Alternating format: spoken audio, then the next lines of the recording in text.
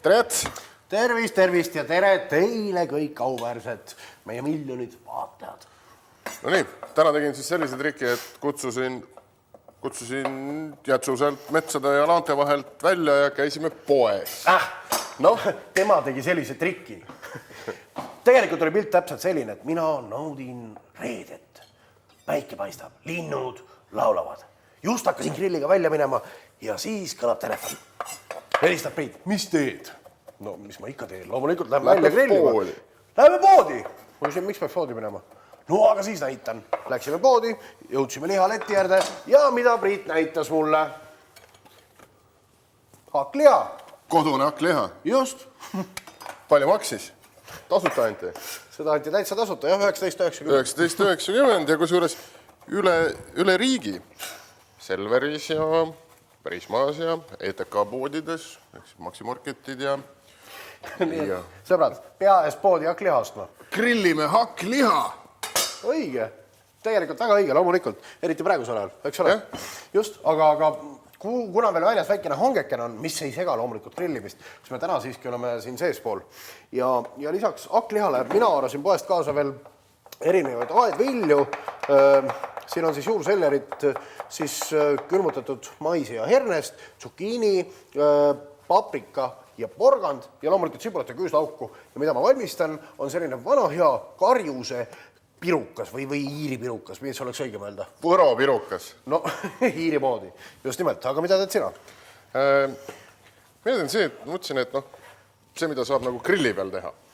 Nii? Et seda pirukat selle sa pead ahju panema, kuna meil hetkel ka tegelikult grilli ei ole, siis ma teen ka panni peal, aga muidu saab grillil väga edukalt ja ma teen kebaabi. Ma siin kunagi olen neid pisikesi suupistamasid teinud, aga nüüd teeks siis ühe üks suure ja tugevama. Ja panen ka siia siis kodune hakkliha, küüslauk sibul, panen pinuga veel maitseaineid, leidsin, siin on näiteks niisugune lahe asi, nagu on suitsutatud meresool. Mis loom? Suitsutatud meresool. Tunned suitsulõhn? Väga mõnus.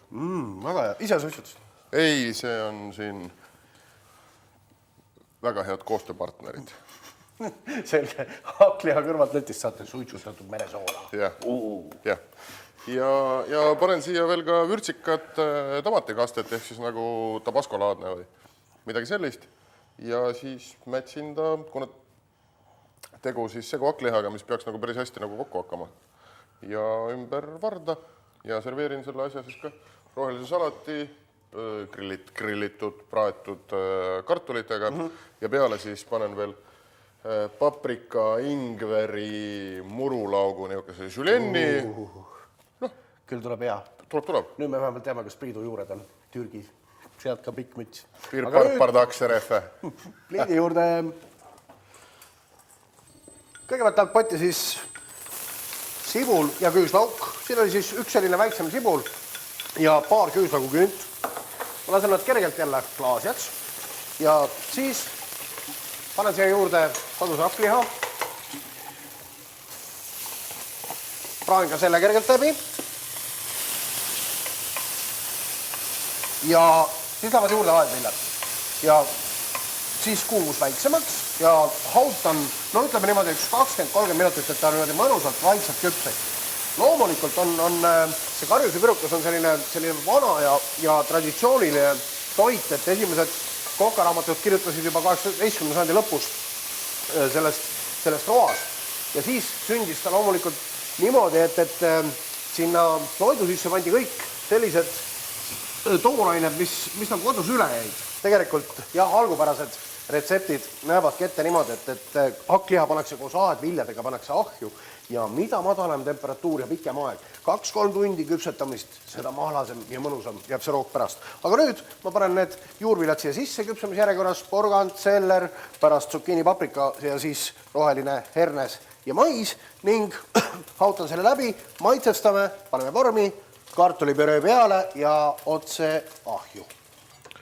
Nii, ja ma siis selle hakkliha maitsestasin ära, mätsisin ta lihtsalt niimoodi ümber bambuspulga ja kuna hetkel selle võib otse grillile panna, piu-pau ja ongi valmis. kuna hetkel veel väljas kahjuks lumi ja suhteliselt niisugune nadi ilm, siis teeme panni peal. Ja nii lihtne ta ongi. Ja nüüd siin värv peale ja siis ahju. Nii, ja lisandeks kõrvale siis täna poest leidsime jätsuga juba niisugused mõnusad mandelkartulid ja lihtsalt praeme sibula ja küüslauguga läbi. Maitseks paneme ka jälle pipart ja natukene murulauku. Nõnda. Ja see mõnus värvikas taklia segu siis siia vormipõhja kõigepealt. Siis mul jäi ennem sellest varsellerist jäi järele neid lehti, need ma tükeldasin kasi ära, neid ei tohi raisku lasta, see on ju puhas kuld ja tervis. Ja siis ma tegin kartuli sellise püree, mida igaüks loomulikult omamoodi teeb ja teab täpselt, kuidas see kõige parem tuleb, aga peaasi, et ta tuleks niisugune tummine ja mõnus, kus oleks pisut ka võid ja piima sees. Mitte kindlasti ei ole vaja kuskilt pakist seda veega kokku keerata. Nõnda, muidugi, kui teil on kodus näiteks olemas selline pritskott, siis oleks väga, ma ütleksin, elegantne siia läbi pritskotti lasta seda kartulipüreed. Nõnda. Ja siis muidugi, kes on tõeline maiasmokk ja suuri ustusõber, võib siia peale ribitud juustu ka panna, aga nii nagu minu tuttav tädi Inglismaalt proua Margaret kunagi ütles, siis juust on puhas ameeriklaste välja mõeldes. Nemad panevad igasse toitu juustu. Õige, Irish ja pole ilma juustuta. Saab niimoodi ka kuidagi ilusamaks teha. Ei, näed, jah, nüüd ripkasin su piruka ära. Ei, see on väga hea mõte muidugi. Teed need. Tšük-tšük teha, jah. Nii et kui tahate ilusamad, siis tehke veel tšük-tšük. Ja nüüd ei midagi muud kui ahju. Koos Priidu imepäraste kebabitega, ma arvan, et 180 kraadi ja nii, kui ta on pealt kuldpruun. Pronkspruun. No jaa, siis on ta valmis. Ja otse lauale, mis muud. Ja siis see mingi tomatikaste kõrvale ja... No, sobib väga hästi. Just. Ja minu kebab saab kohe ahjus valmis. Serveerisin ta siis siin sees on niisugune tomati ketšupilaadne asi koos seesami ja ingveriga. Ja paneme siis need praetud kartulid sibula ja murulauguga ja kerge niisuguse salatipõhja siia alla ja siis kebabid peale. Ja kõige tippu paneme siis veel advilasalati, žulenni. Teeme niisuguse mehisema, paneme 2 tükki. 2 värvi, 3 värvi paprikat, punane, kollane, oranž, murulauk, till ja ingver.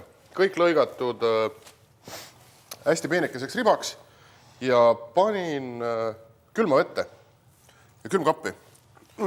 Ja siis ta tõmbab ennast niimoodi lahedalt krussi. Ja tegelikult siia võid siis sidrunimahla, natukene soola ja natukene õli veel maitseks juurde panna. Lahedal. Ma jätan niisuguse täis naturaalse, sest see ingver annab ise nagu mõnusat maitset. Vaata, kuidas see pirukas on. Ja natukene ilu ka.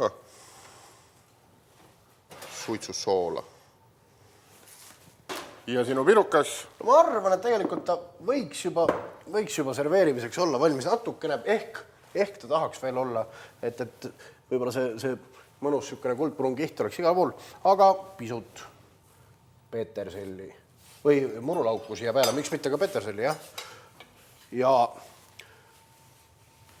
siis ei ole muud, kui tõstame selle roa keset lauda ja siis Pereisa võtab suure kulviga, tõstab kõigile sulle. Ants, sa tegid eelmine nädal hästi puid. Sulle, Malle, sa õmblesid hästi minu seeliku korda.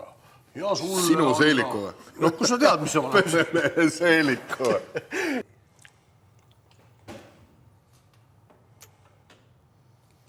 Just sellised olid meie toidud täna, tehke kindlasti järele ja mis seal muud, kui kohtume nädala pärast. Ja! Lihideni!